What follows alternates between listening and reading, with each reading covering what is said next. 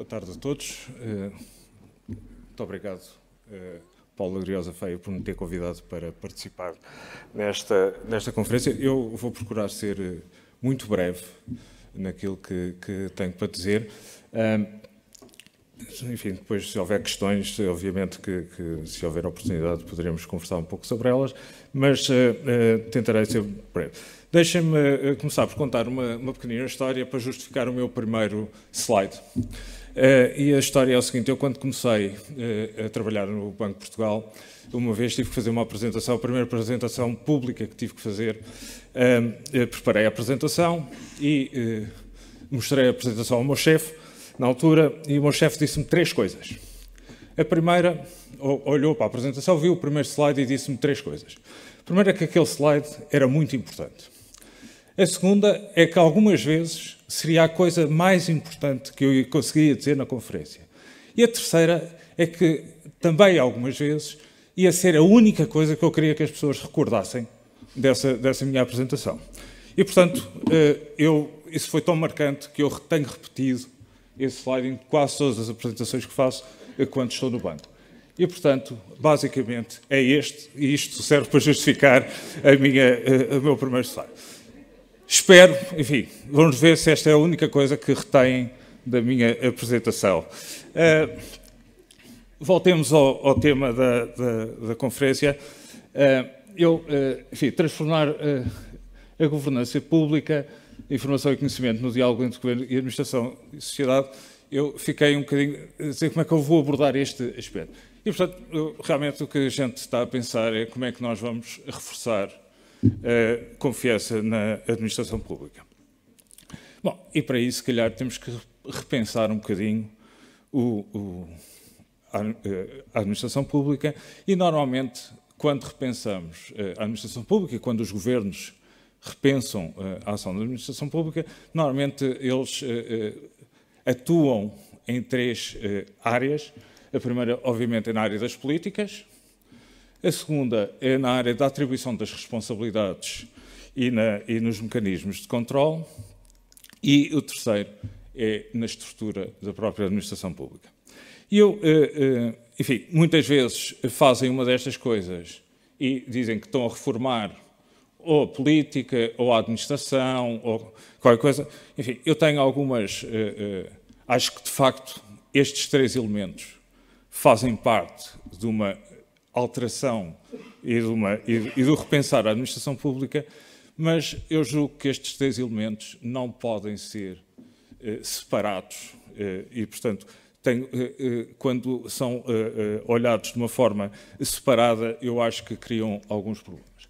E, portanto, eu de facto acho que há um bloco de políticas que é preciso pensar, e estas políticas nós temos que ter definição de objetivos, definição de ações, atribuição dos meios. Ainda hoje falou-se, a professora Nazaré Costa Cabral falou desse aspecto. Bom, temos também o aspecto da governação, e eu aqui vou entender como governação a definição das responsabilidades, a atribuição dos mecanismos de controle e também a definição dos mecanismos de transparência. E eu julgo que existe, eu vou-lhe chamar pilar, mas isto não vai aparecer como um pilar, mas existe um terceiro pilar que liga estas 2 coisas, que é a organização. E a organização, de facto, é aquilo que nos permite passar, julgo eu, da governação das responsabilidades para a entrega das políticas, para aquilo que são a concretização das políticas. E a organização tem, julgo eu, que há pelo menos 3 elementos para os quais nós deveríamos olhar, que é a estrutura orgânica, a tecnologia e as pessoas.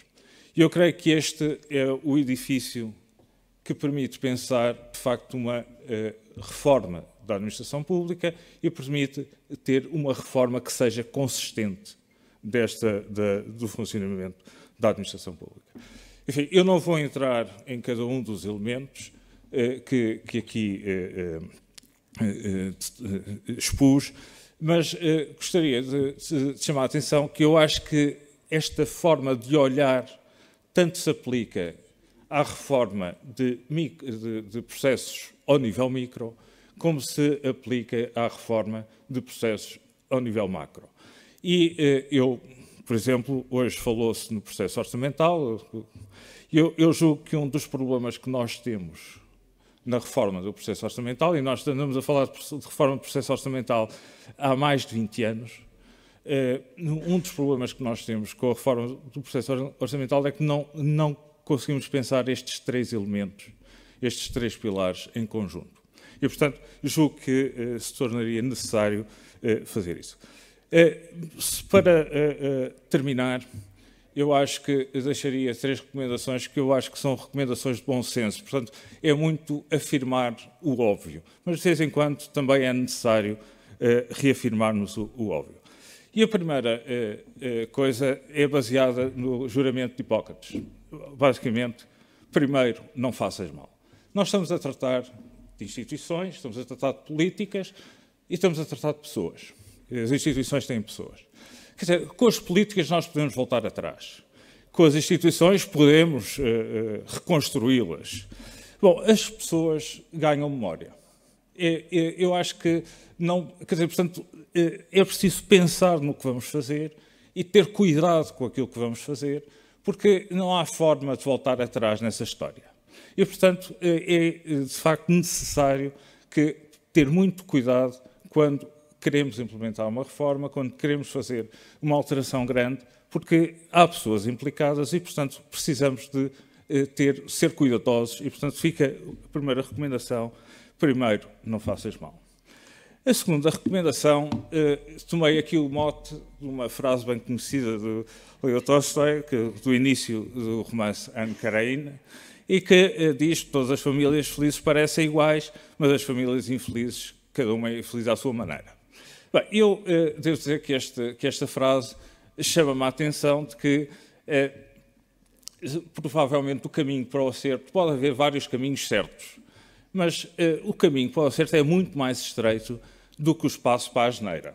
E, portanto, provavelmente nós necessitamos de fazer aquilo que também já se aqui referiu, que é olhar para aquilo que são as melhores práticas e procurar seguir essas melhores práticas, vendo quais são as que melhor se adaptam no nosso caso, mas procurar seguir essas melhores práticas sem querer, pelo menos enquanto não dominarmos essa técnica, sem querer ser especialmente inovadores nesta matéria. Porque acho que, de facto, quando nós inovamos sem ter a experiência, o mais certo é que iremos fazer asneira. A terceira recomendação, enfim, tem ali uma imagem da Sagrada Família de Barcelona e tem a ver com o seguinte. Eu, aqui há uns anos atrás, li uma entrevista de um antigo dirigente da administração pública, por acaso, devo dizer, ele estava a deixar de ser dirigente, devo dizer que me pareceu um dirigente bastante bem sucedido.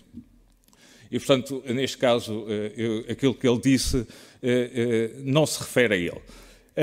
Mas ele dizia que um dos males da administração pública é quando chegava um novo dirigente, olhava para aquilo que estava feito e dizia isto está tudo errado. E, portanto, dizia, bom, isto é preciso desfazer tudo e voltar a fazer.